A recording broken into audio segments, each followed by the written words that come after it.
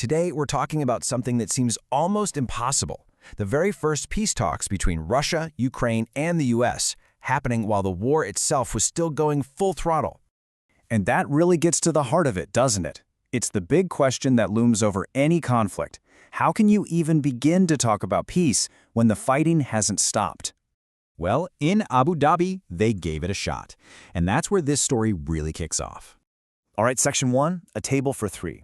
We're talking about the first trilateral meeting since 2022. And honestly, what made this such a huge deal was simply who was in the room. I mean, think about it.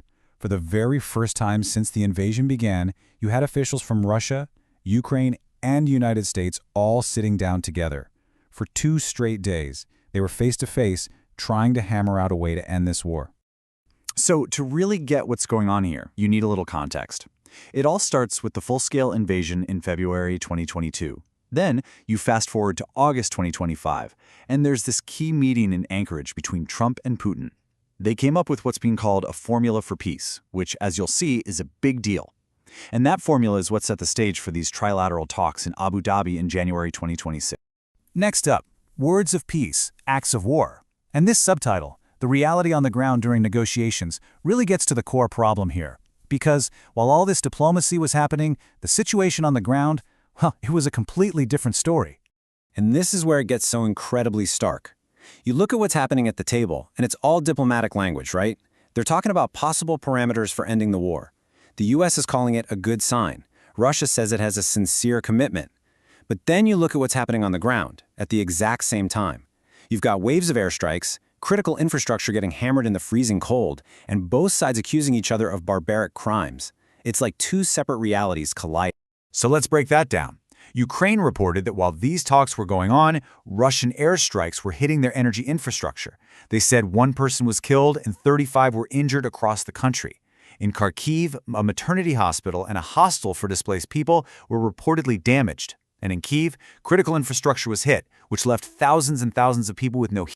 Now, from the Russian side, there were equally serious accusations. They reported a Ukrainian drone attack on what they said was a clearly marked ambulance in the Kherson region, an attack that killed all 3 medics inside.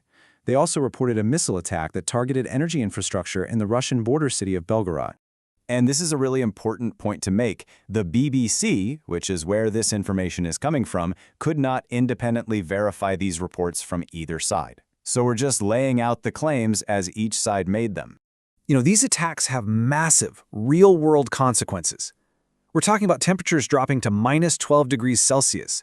And when you damage infrastructure in that kind of cold, you're leaving thousands of people, in this case people in 6,000 buildings in Kyiv, without any heat. That's not just some military objective, it's a genuine human crisis. So with all of this chaos and violence happening in the background, what were the official positions? What was each side actually saying publicly? Let's take a look. From the Ukrainian side, President Zelensky's statement was all about the role of the U.S. He said, "I highly value the understanding of the need for American monitoring and oversight." You can hear it right there. He's looking for real security guarantees, for someone to make sure that any deal that's made actually sticks. And then from Moscow, the official line was about diplomacy. A Kremlin aide said that Vladimir Putin has emphasized Russia's sincere commitment to a political settlement. So the message they're putting out there is that they're open to a negotiated solution. And what about the American perspective? It feels like one of cautious optimism. An unnamed U.S. official simply said, "We've agreed that the next round begins next Sunday. It's a good sign." So they weren't talking about major breakthroughs. They were just focusing on the fact that the conversation itself was continuing. So you have all 3 parties at the table, and everyone is publicly saying they want peace. So why was there no breakthrough? Well, it all comes down to one single, massive, unmovable obstacle. And President Zelensky really couldn't have put it more plainly. He just said it. It's all about the land.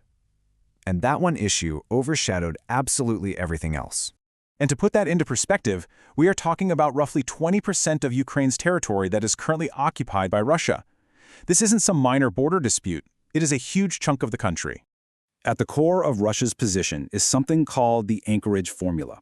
This is the framework that came out of that meeting between Trump and Putin. And what it proposes, essentially, is that Russia gets to officially take the Donbass region and keep control of Crimea, which it annexed back in 2014. And that brings us to this impasse. It's pretty straightforward when you see it laid out like this. Russia wants a settlement based on that Anchorage formula, securing control of Donbass and Crimea. But Ukraine's position is just as clear. They have completely ruled out handing over any territory. And right now, those two positions, they just can't coexist. So where does that leave us? What comes next? Well, the path forward is uncertain, to say the least. The talks ended without a big win, but they didn't completely fall apart either. The immediate result was basically just an agreement to keep talking.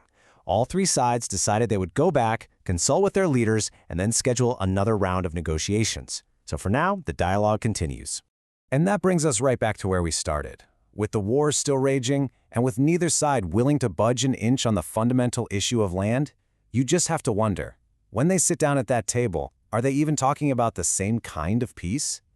And that right now remains the biggest question of all.